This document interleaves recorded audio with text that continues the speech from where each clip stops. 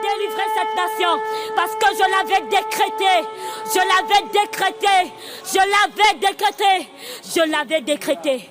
Devant ma parole, il n'y a plus notre parole qui existe. Je te veux dans la sainteté pour ma gloire. Repentez-vous. Bekeer nu.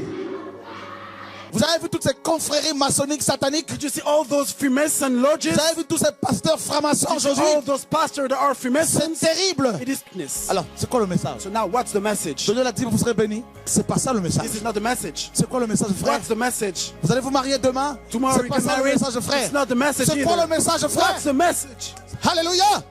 Le maître revient. The master comes Dis à ton back. voisin, il revient. Tell your neighbor he comes back. Il revient. He comes back. Alléluia. Hallelujah. Il revient pour deux choses.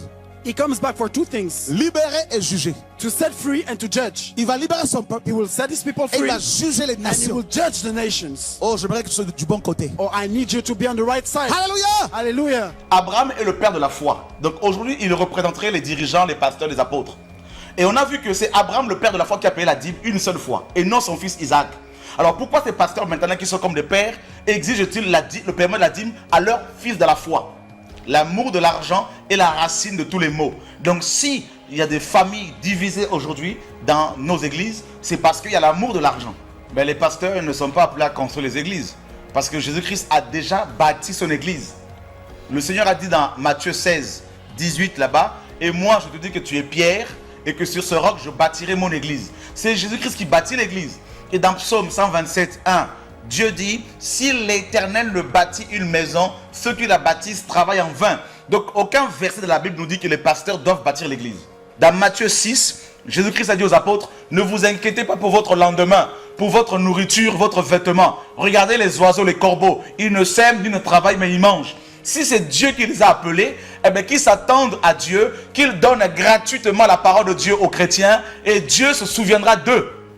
Voilà. Tout comme les musiciens chrétiens qui sont devenus des véritables stars.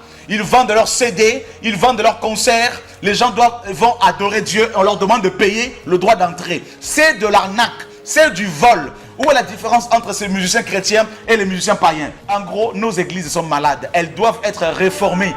Il faut qu'on revienne à l'évangile pur. La personne de Jésus-Christ n'est pas prêchée. On parle de l'homme de Dieu, l'homme de Dieu, l'homme de Dieu, l'homme de Dieu qui va te bénir, la parole de l'homme de Dieu. Mais où est le Dieu de la Bible? Où est Jésus-Christ? Où est le message sur la croix?